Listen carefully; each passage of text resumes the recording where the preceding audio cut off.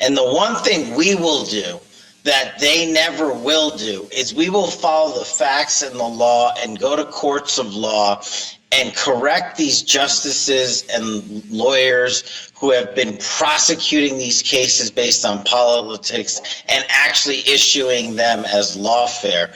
We will go out and find the conspirators, not just in government, but in the media. Yes, we're going to come after the people in the media who lied about American citizens, who helped Joe Biden rig presidential elections. We're who lied about American citizens, who helped Joe Biden rig presidential elections. We're going to come after you. Whether it's criminally or civilly, we'll figure that out. But yeah, we're putting you all on notice. And Steve, this is why they hate us.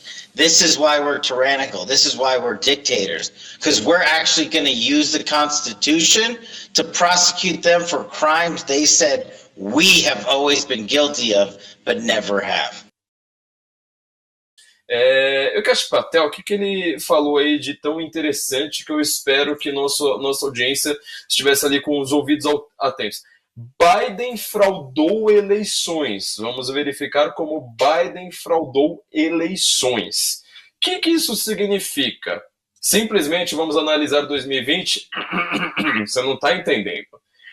A grande questão que existe nos Estados Unidos hoje, tá tal como o Brasil, você tem uma eleição entre Bolsonaro e STF. Lula, ninguém se importa com Lula. Lula não importa, mas ele é simplesmente um símbolo para as pessoas irem votar. O Lula sai na rua, vai no 1º de maio no estádio do Corinthians, não consegue reunir o que o Corinthians reúne numa quarta-feira num jogo, sei lá, de um campeonato que não importa. Então, Lula não importa. Biden também não importa. Lá é Trump contra, no caso não é contra a Suprema Corte, é contra as agências de inteligência dos Estados Unidos. Porque no Brasil ninguém leva a inteligência a sério, apesar de que a Polícia Federal está sendo transformada agora numa agência de inteligência quase clandestina, né? Porque ela não está nas atribuições dela. A primeira tentativa de indicação do Trump para o FBI tinha sido Mike Rogers. Mike Rogers é um cara extremamente problemático. Ele é do Atlantic Council. Você sabe o que é Atlantic Council? Ele também era da Belfer Center, da Universidade Harvard. E ele é da Meet Corporation, tá? Era simplesmente essa pessoa. Falei um monte de nome aqui que você não sabe quem que é. Sabe o que essas pessoas, o que esses centros estão fazendo? Eles pegam dinheiro do FBI, do Departamento de Justiça, da CIA, e eles começam a fazer think tanks pelo mundo, inclusive pelo Brasil, eu começo a falar assim, olha, sabe, a gente quer que os interesses do Partido Democrata vençam aqui. Então vem aqui para o Brasil, começa a ter reunião com o embaixador, começa a financiar as campanhas de fact-checking, né? Ou seja, essas agências que aparecem do nada, aparece com o escritório maravilhoso, um monte de jornalista ganhando uma fortuna. E você fala assim, mas de onde vem essa grana, cara? Por que jornalista agora largou a vida para ter uma vida assim, sabe, um salário maravilhoso? Tudo que ele precisa fazer é ficar caçando pessoas na internet falando, este cara aqui é um agente da desinformação. Esse cara aqui, olha, ele precisa ser censurado por causa disso e disso, daquilo. Ó, aquele outro ali, você também precisa ser censurado. Esse jornalzinho aqui, ó, sabe esse outro site? Manda para uma CPI para quebrar sigilo, para fazer busca e apreensão, prende o dono, etc, etc. O que acontece com a eleição? A eleição tende para o lado que quer o Partido Democrata.